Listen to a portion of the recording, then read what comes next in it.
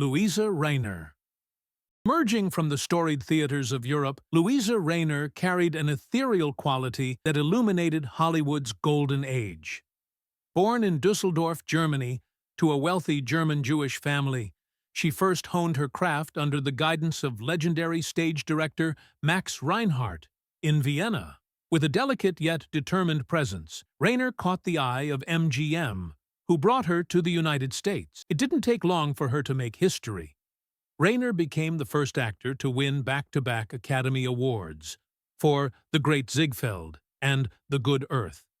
Known for her emotional nuance, she excelled at roles that required an undercurrent of vulnerability, yet showcased quiet strength.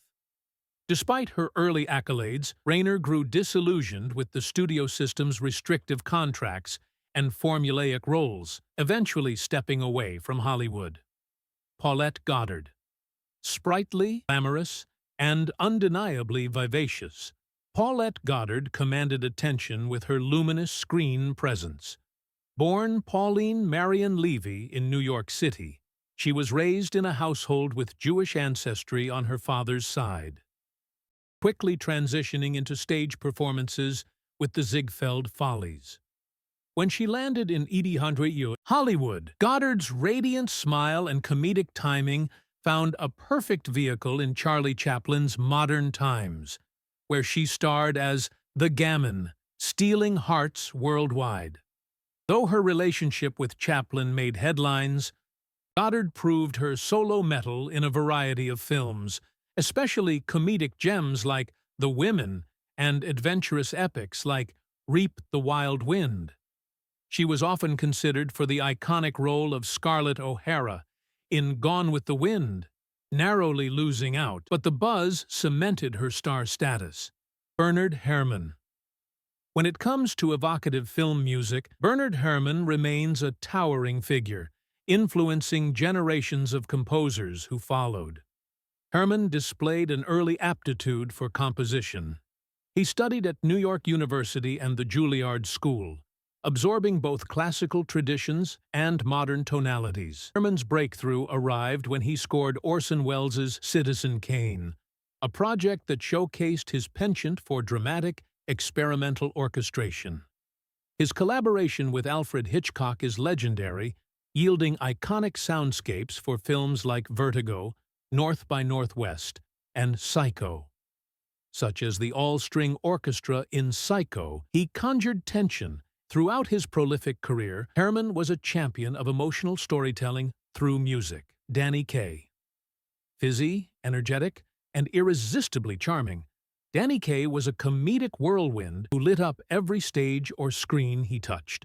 Born David Daniel Kaminsky in Brooklyn to Ukrainian Jewish immigrants, Kaye discovered his performance talents early on, singing in the streets and honing his comedic timing in the Borscht Belt resorts. By the 1940s, Hollywood recognized his one-of-a-kind flair, offering him roles that merged music, dance, and lightning-quick wordplay. Films like The Secret Life of Walter Mitty and The Court Jester display Kaye's remarkable vocal gymnastics, comedic pantomime, and warm persona. Off-screen, he was passionate about humanitarian causes, serving as UNICEF's first celebrity ambassador, a role that took him across the globe to advocate for children's welfare. Kaye's Jewish upbringing, coupled with his unstoppable verve, shaped a performer who combined laughter with compassion. Lee J. Cobb. Gravitas and intensity defined Lee J. Cobb, an actor who mastered both stage and screen. Cobb first honed his craft at the Hebrew Orphan Asylum's Dramatic Club. He gained traction in theater, working on Broadway and Clifford Odets's plays, which highlighted social issues and tapped into Cobb's own experiences. His film career soared with performances that demanded moral weight. On the Waterfront as Johnny Friendly, and his portrayal of the enraged juror in 12 Angry Men remain cornerstones of cinematic acting. Off-screen, Cobb faced personal and political turmoil during the Blacklist era, testifying before the House Un-American Activities Committee. Despite these challenges, he continued to deliver nuanced performances. John Garfield. A gritty realism underpinned John Garfield's work, making him one of the first true method actors in Hollywood. Born Jacob Julius Garfinkel in New York City to a Russian Jewish family, Garfield's rough-and-tumble upbringing shaped his intense screen persona. His early acting experiences in the group theater laid the foundation for his compelling performances. Hollywood beckoned, and Garfield became an unlikely star by portraying complex, working-class anti-heroes in films like Body and Soul and Force of Evil. He earned a reputation for bringing authenticity and an emotional rawness to roles that seldom catered to typical leading man stereotypes. Norman Lloyd. Spanning an astonishing 9 decades in entertainment, Norman Lloyd's career was a living tapestry of Hollywood history. Raised in a Jewish family in Jersey City, Lloyd found early success in stage productions with the likes of Orson Welles and John Houseman, joining their Mercury Theater ensemble. He then transitioned to film, famously plummeting from the Statue of Liberty in Alfred Hitchcock's Saboteur. That collaboration with Hitchcock would continue. Lloyd worked as an associate producer and director on Alfred Hitchcock Presents. A consummate professional, Lloyd was equally adept as a character actor, breathing life into roles in films like Dead Poets Society, fostering young talent through his keen eye for direction and storytelling. Dinah Shore. A warm, honeyed vocal tone and a radiant smile turned Dinah Shore into one of America's favorite entertainers. Born Frances Rose Shore in Winchester, Tennessee, to a Russian Jewish family, an adversity she overcame, later crediting her resilience to her upbringing. Shore's breakthrough arrived via radio in the 1930s, launching a recording career that yielded numerous hit singles, including Buttons and Bows. Hollywood soon beckoned, and she featured in a string of cheerful musicals during the 1940s, effortlessly charming moviegoers. Television provided the perfect next step for her affable persona.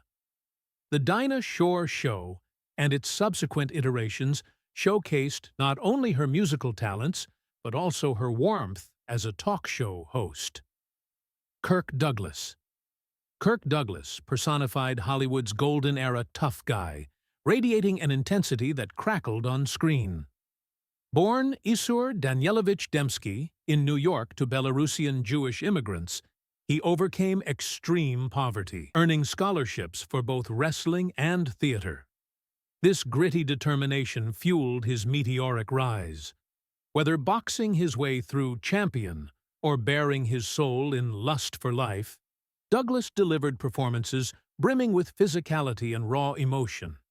His dimpled chin, a trademark, signaled a rugged handsomeness studios eagerly capitalized on. But Douglas was more than just an actor. He became a leading producer, fiercely championing projects like Paths of Glory and Spartacus, collaborating with luminaries such as Stanley Kubrick. Jeff Chandler. Blessed with a booming baritone voice and a striking presence, Jeff Chandler was a multi-talented performer who left a memorable imprint on 1950s cinema. Born Ira Grossel in Brooklyn to a Jewish family, he nurtured a love for acting and singing early on. Chandler first gained recognition in radio drama, where his commanding timbre drew listeners in. When Hollywood beckoned, his tall, rugged stature found a natural fit in westerns and war films.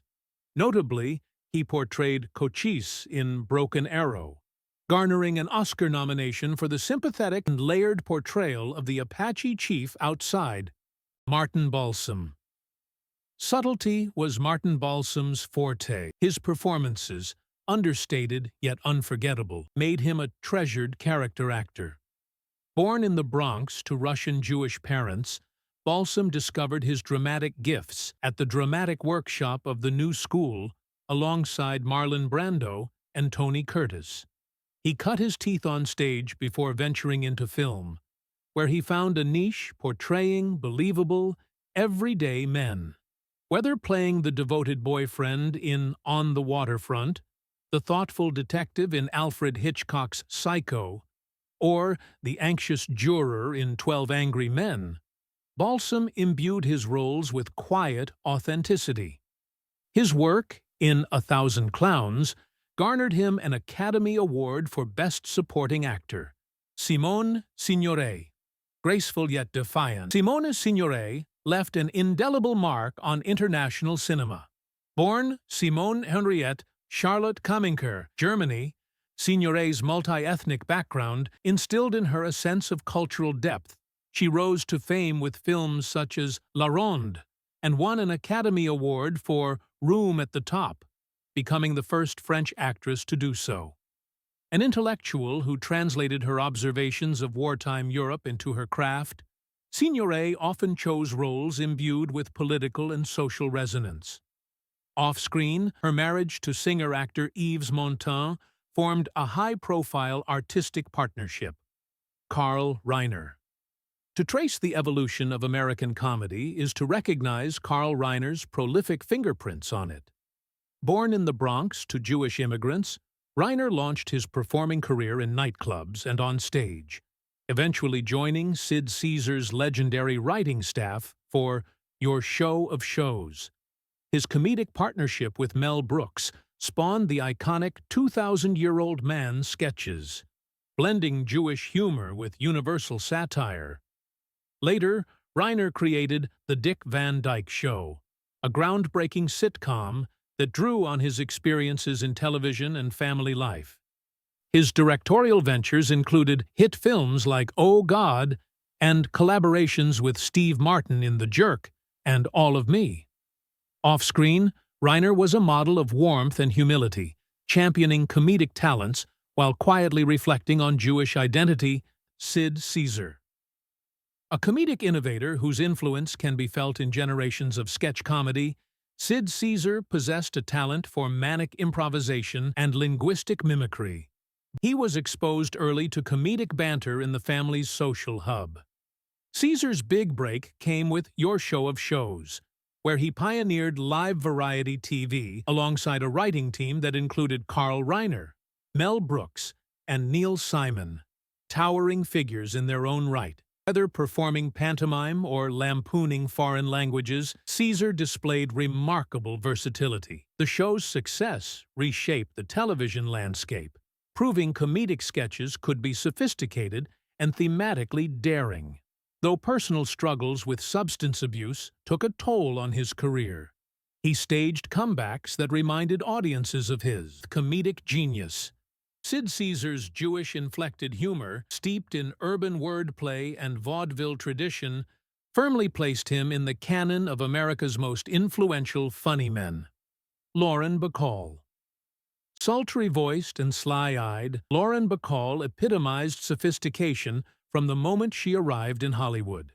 Born Betty Joan Persky in the Bronx to Jewish parents, Bacall seized public attention with her film debut alongside Humphrey Bogart in To Have and Have Not. That trademark look, head tilted, gaze unwavering, while her low, throaty voice resonated with a modern sensuality. Off-screen, her romance and marriage to Bogart captured headlines, creating one of Hollywood's iconic couples. Yet Bacall was more than a mere starlet. She proved her acting depth in films like Key Largo, and later on the stage in Broadway musicals such as Applause. In her later years, Bacall unabashedly acknowledged her Jewish identity, reflecting on it as a core part of her upbringing. Lenny Bruce. Lenny Bruce stood at the crossroads of comedy and social commentary, shaking America's comedic foundations by daring to be brutally honest. Born Leonard Alfred Schneider in Mineola, New York, to a Jewish family, Bruce first tested the comedic waters in nightclubs. His style combined irreverent wit, jazz-like improvisation. This radical approach landed him in frequent legal trouble. He was arrested multiple times on obscenity charges, sparking debates about free speech. Bruce wrote prolifically, penning routines and essays that served as philosophical reflections on societal norms. Though his life was cut short by a drug overdose, his impact reverberated through stand-up's next generations. Richard Pryor, George Carlin, and countless others cited him as a fearless pioneer. Infused with a Jewish sense of irony and a relentless quest for truth, Lenny Bruce's legacy is that of a comedic martyr who paid a steep price to expand the boundaries of what humor could address. Jerry Lewis. Chaotic energy, rubber-faced expressions, and childlike exuberance defined Jerry Lewis's comedic genius. Born Joseph Levitch in Newark, New Jersey, to Russian Jewish parents immersed in show business, Lewis spent his formative years in vaudeville theaters. Teaming with crooner Dean Martin, he formed one of entertainment's most beloved duos, Martin's suave persona contrasting perfectly with Lewis's hyperactive antics. Lewis soared as a solo star, directing and starring in hits like The Bellboy and The Nutty Professor. Off-screen, Lewis was a polarizing figure, adored by fans for his philanthropic efforts, especially the Muscular Dystrophy Association telethons, but sometimes criticized by peers for his ego. Nevertheless, his comedic influence, particularly his mastery of physical humor, left an undeniable imprint on generations of performers, including French cineasts who revered him for his cinematic creativity. Deeply aware of his Jewish roots, Lewis often acknowledged how humor served as both a shield. His legacy remains that of a comedic whirlwind, a singular talent who reshaped American entertainment. Ed Asner. Ed Asner epitomized the lovable curmudgeon, winning hearts and accolades throughout a prolific career in film, television, and voice acting. Asner initially worked on assembly lines before finding his calling in the theater. He achieved iconic status as the gruff but kind-hearted Lou Grant on The Mary Tyler Moore Show, and its more dramatic spin-off, Lou Grant. His portrayal earned multiple Emmys, showcasing his range in both comedy and drama. Off-camera, Asner's activism was equally prominent. He served as president of the Screen Actors Guild, often drawing inspiration from the Jewish principle of tikkun olam. Younger audiences remember him as the voice of Carl Fredricksen in Pixar's Up, once again demonstrating his ability to evoke empathy through gruff exteriors. Ed Asner's enduring appeal lay in a straightforward authenticity, anchored by a moral conscience that transcended the screen. Stephen Sondheim. No one redefined American musical theater quite like Stephen Sondheim, an artist whose ingenious lyrics and complex scores continue to challenge both performers and audiences. Born to a Jewish family in New York City, Sondheim found a mentor in Oscar Hammerstein II, who guided him early in his songwriting career. His breakthrough came as a lyricist for West Side Story, coalescing Leonard Bernstein's music with his trademark wordplay. Company, Follies, Sweeney Todd, weaving intricate motifs and existential themes. Into the Woods pushed the boundaries of traditional Broadway. While not typically pigeonholed as a Hollywood figure, many of his stage musicals were adapted for film, expanding his influence beyond the Great White Way. Sondheim embraced intellectual rigor and emotional honesty rooted in his Jewish upbringing, often highlighting the complexities of human relationships. Anne Bancroft. Equally adept at drama and comedy, Anne Bancroft was a luminous performer whose roles resonated with authenticity.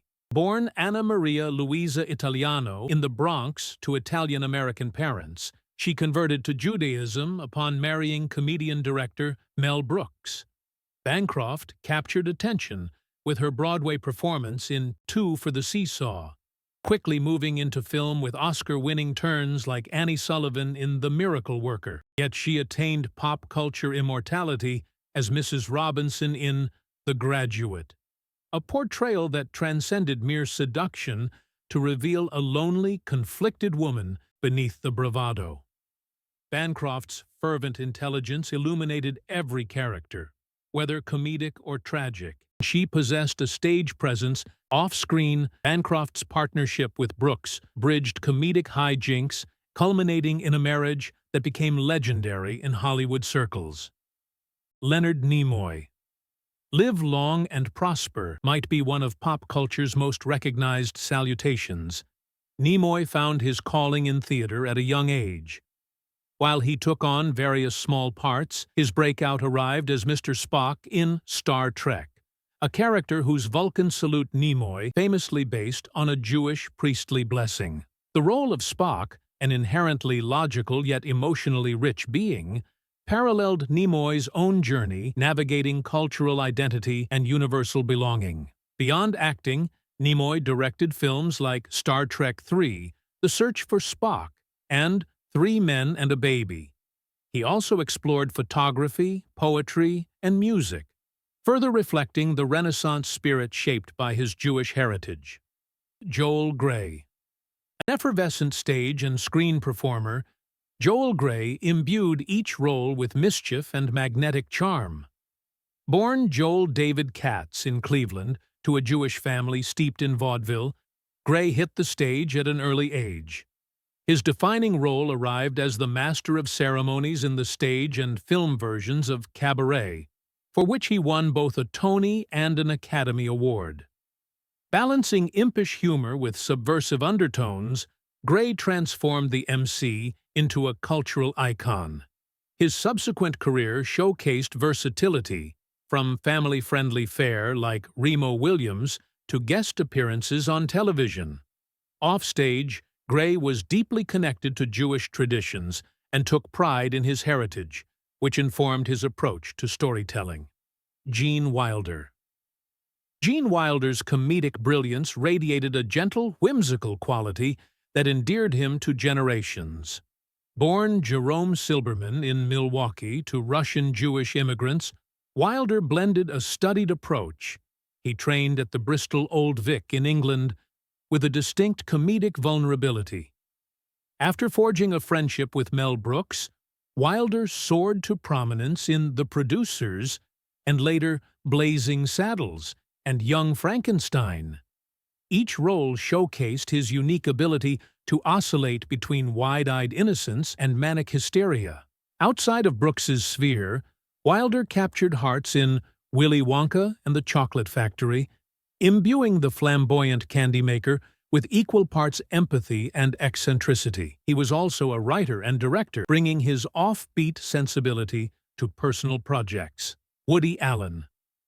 Renowned for his neurotic persona, dry wit, and prolific output, Woody Allen stands as a defining voice in modern American cinema.